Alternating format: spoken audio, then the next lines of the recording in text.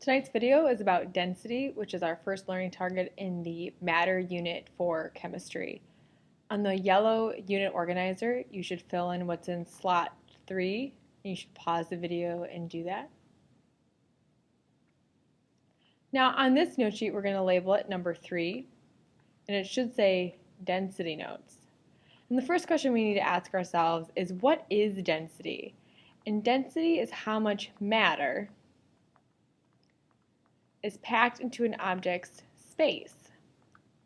Or, using the vocabulary we've learned in the last couple of days, it's how much mass is in a specified amount of volume. Now you may have heard people say, well that's more dense, so it's going to sink, or that's less dense, so that's going to float. All of that has to do with density. So let's visualize those two things. Now for this demonstration, we need to kind of think that because these balls are the same size, that means they have the same volume.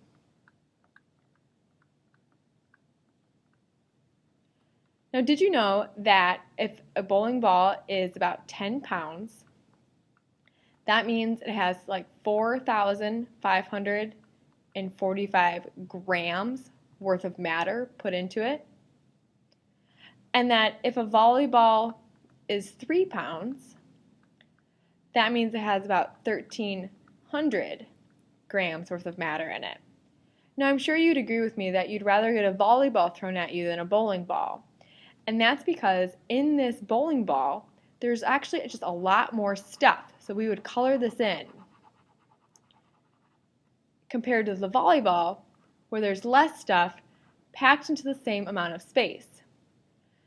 So if the bowling ball has more mass in the same amount of space, we say it's more dense. So let's write that down together. So because the bowling ball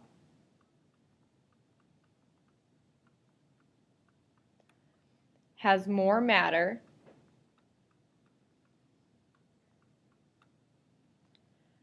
packed into the same amount of space,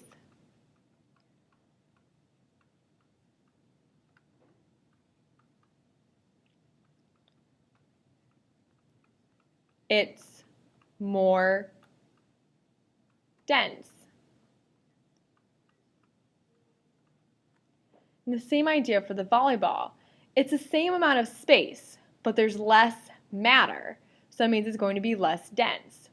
So to put that into a sentence, we're going to say, because the volleyball has less matter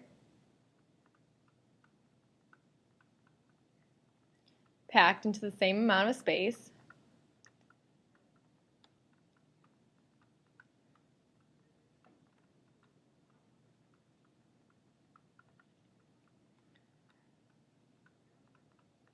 it's less dense. As we kind of study different substances over the next few days, a lot of this will start making more and more sense. But for right now, just kind of bear with me and work through this. Of course, there's going to be some math involved, and our formula triangle is going to look like this. We're going to put D in the lower left-hand corner, M on top, and V in the lower right-hand corner. Now, D stands for density. And if we covered up D on the formula triangle, we would be left with M divided by V. You might remember this formula as the broken heart formula from 8th grade.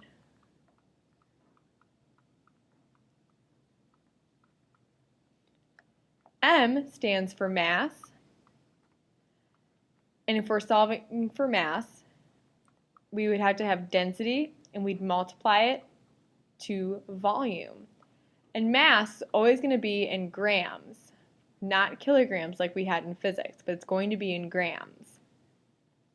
V stands for volume.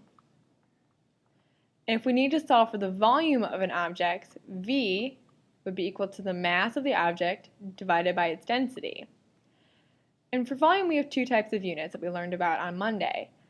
We have cubic centimeters for regular shaped objects, so things that have corners like rectangles and cubes. And then we're going to have milliliters for irregular objects like spheres or liquids. Now, units density can be expressed in, this part is on its own and not up above because it's actually really important that you know the difference between those two units. If we have a regular solid, which is a rectangle or a cube, the solid is going to be in the unit of grams per cubic centimeter.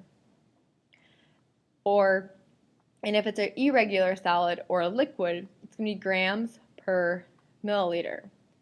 A lot of you are probably going to argue that because centimeters cubed and milliliters are interchangeable, you should be able to use either one of them. That's not true. If it's a regular solid, I need to see cubic centimeters because I need you to know what a regular solid is.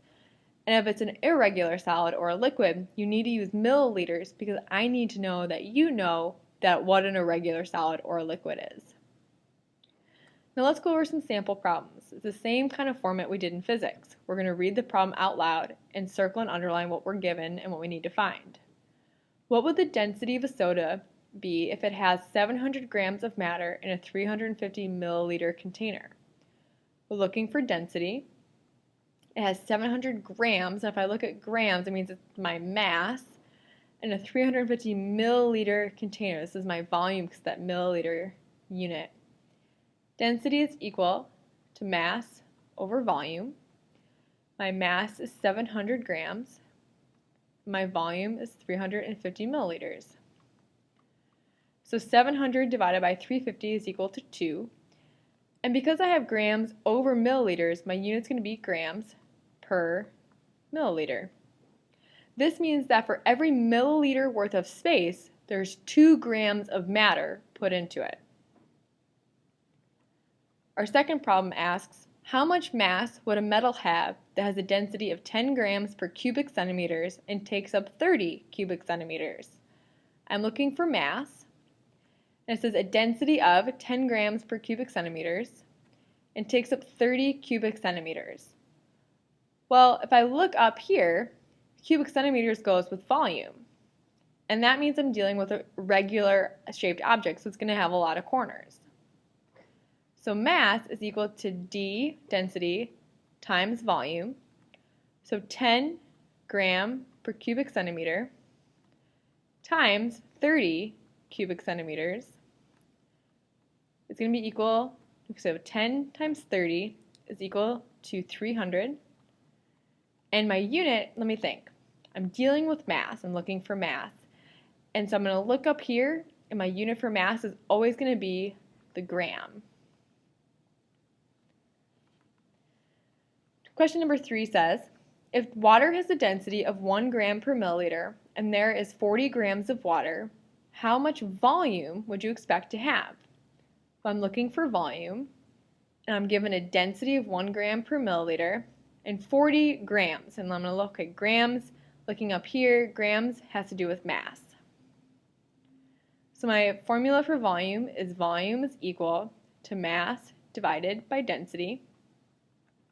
So my mass is 40 grams divided by 1 gram per milliliter. So 40 divided by 1 is 40. And now I need a unit. So I'm looking at, okay, I'm solving for volume, but volume I have 2 types of units. I have cubic centimeters or milliliters. Let me look at what I'm given in my density unit. Okay, I'm given milliliters. So if milliliters is in the density unit, that means I should have milliliters at the end of my formula as well. Tomorrow in class, you're going to get multiple practice problems in order to help you practice this formula before we start the lab.